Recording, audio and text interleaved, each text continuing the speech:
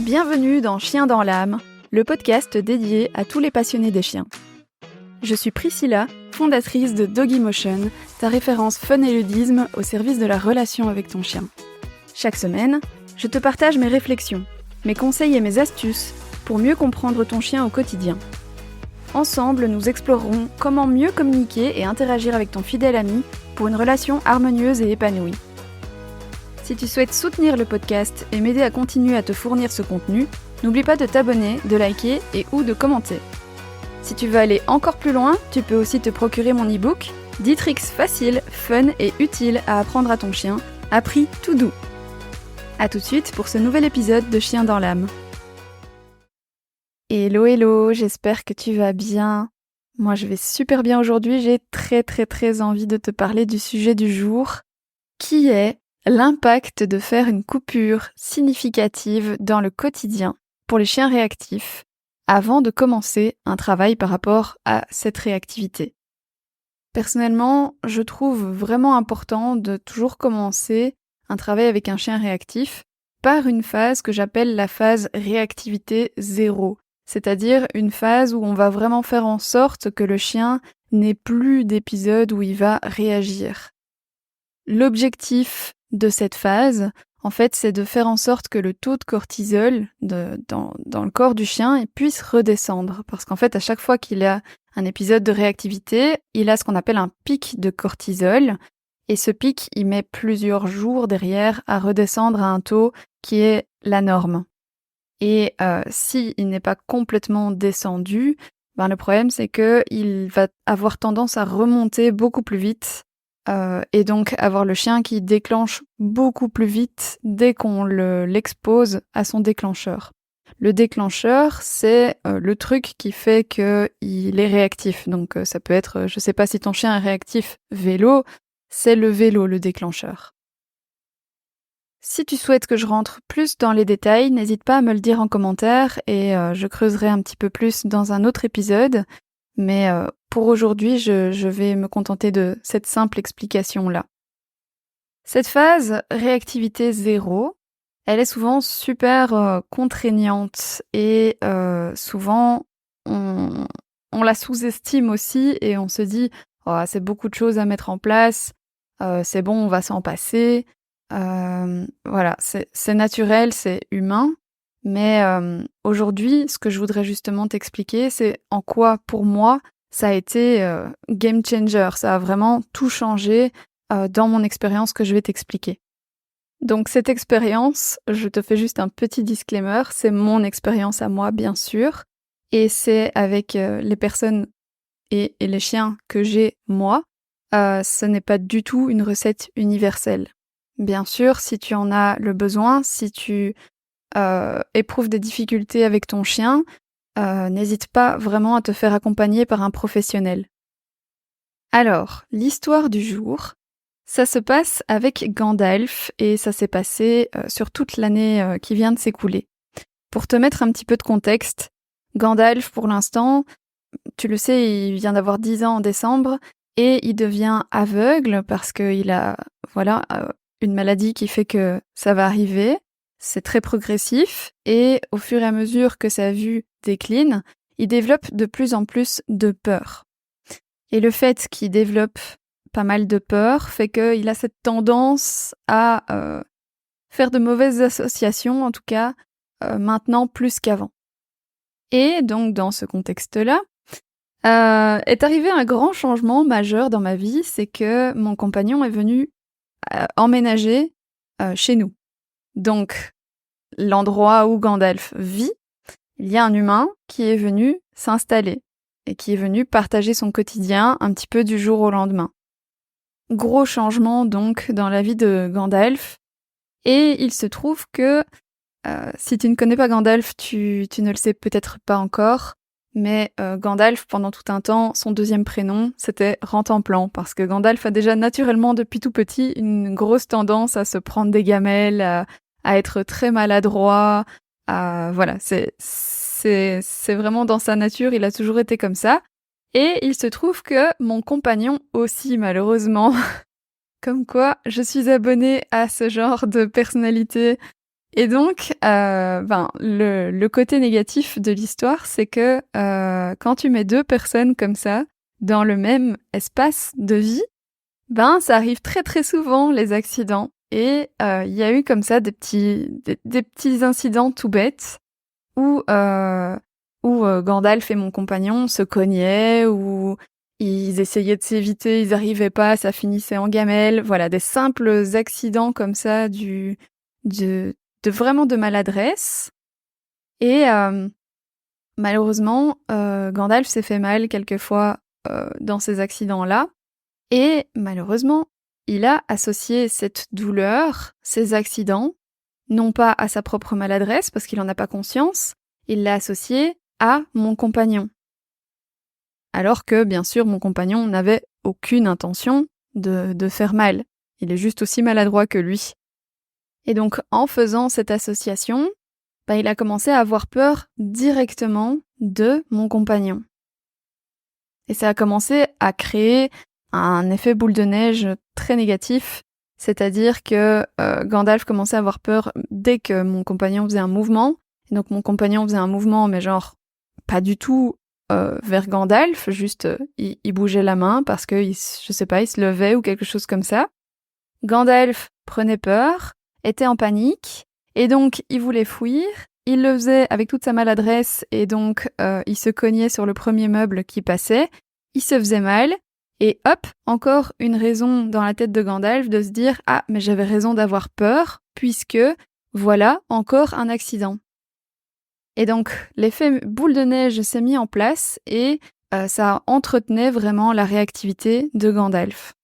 Et tu vois, typiquement, là, c'est le genre de situation où le fait de créer cet environnement pour avoir une phase réactivité 0, ça peut être très contraignant parce que on est dans la maison, et donc à la fois, Gandalf vit ici, mon compagnon vit ici, je peux pas en sortir un de l'équation, et en même temps, Gandalf, son pic de cortisol ne descendait pas vraiment puisque il n'avait pas le temps de redescendre avant qu'un nouvel épisode de pic ne survienne.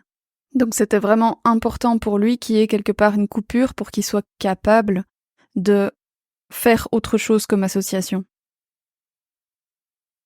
À ce stade-là, je te cache pas qu'on parlait déjà de médication, justement parce que c'est une situation qui est complexe à gérer.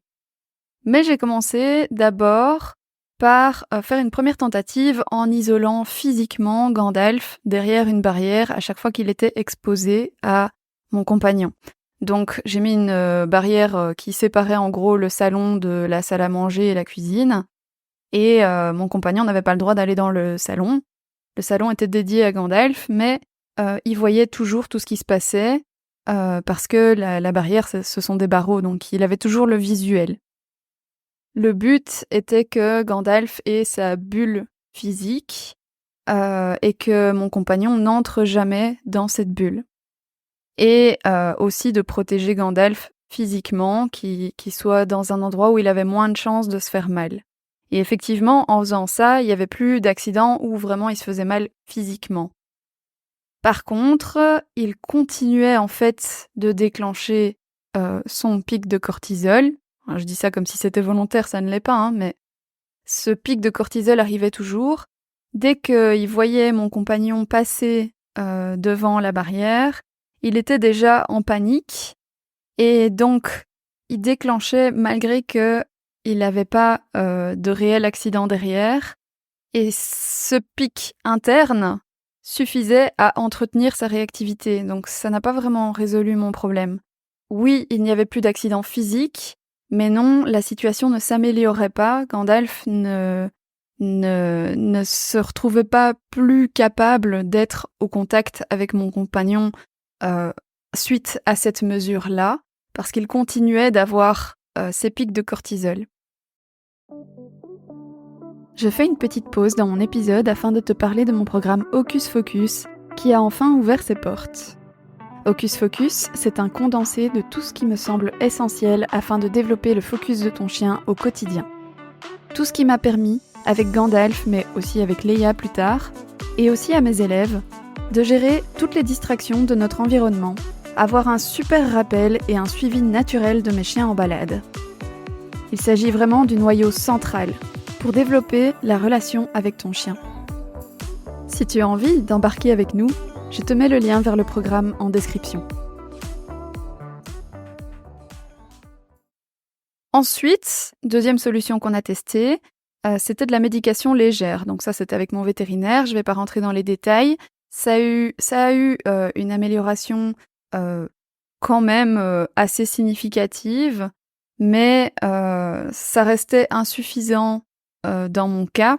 Il a fallu envisager qu'on aille voir pour de la médication plus lourde et j'étais en tout cas dans un premier temps réticente à cette idée, je voulais tester autre chose.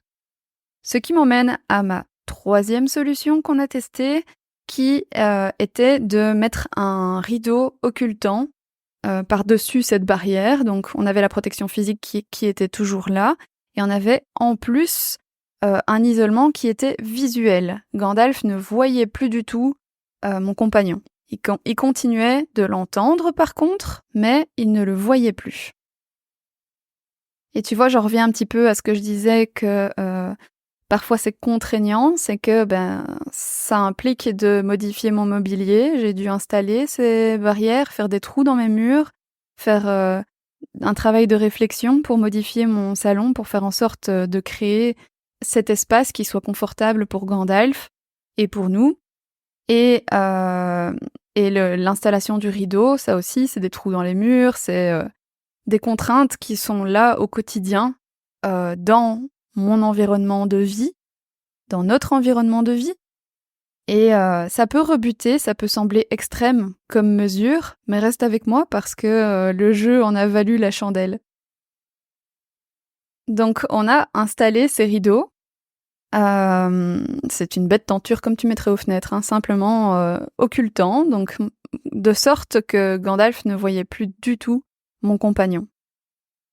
Et je vais être très franche avec toi, après ne serait-ce qu'une semaine, allez, peut-être 2, j'avoue que j'ai pas noté les dates exactes, mais ça a été très rapide. À partir du moment où on a fait ça, Gandalf a commencé à pouvoir se détendre pour de vrai. On a eu le cortisol qui a baissé et on a réussi à avoir un quotidien qui était léger de nouveau pour chacun d'entre nous. Et à partir de là, tout a changé. Gandalf a recommencé à être capable d'apprendre et ça plus sa résilience légendaire, parce que Gandalf est quand même un chien très très résilient, ça a quelque part presque suffi à résoudre notre problème. À partir de là, Gandalf est redevenu curieux vis-à-vis de mon compagnon, il revient vers lui, il va chercher des caresses, et on reste un petit peu prudent pour l'instant, on essaye de pas griller les étapes, bien sûr, parce que ça ne fait pas tout, mais on a un changement là qui est déjà incroyable. Pour te dire, là, après 2 semaines, si je laisse le rideau ouvert, mon compagnon peut de nouveau passer à côté de la barrière et Gandalf est détendu, couché, il réagit plus du tout. Ça, avant le rideau, c'était impensable.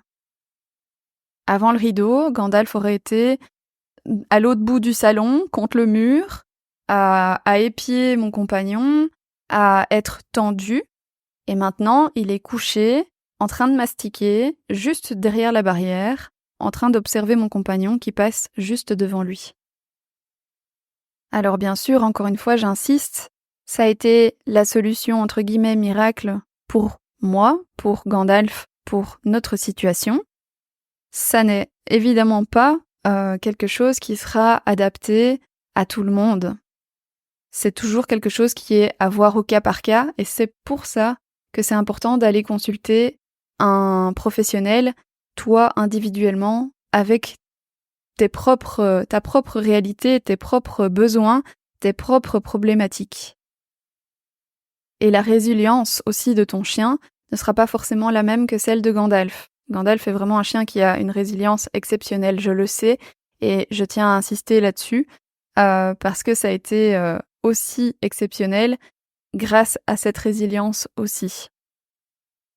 Mais je voulais t'expliquer cette histoire pour t'expliquer à quel point ça peut être vraiment game changer de vraiment t'investir, de vraiment mettre en place ces choses, ces, ces contraintes qui font en sorte que ton chien est isolé de ce qui va le faire déclencher. Surtout s'il vit au quotidien avec, cette chose-là et que donc son cortisol fait du yo-yo tous les jours, mais il redescend jamais à un taux qui est normal. Parce qu'ici, dans mon cas, en tout cas, ça m'a vraiment évité de devoir passer par la case médication.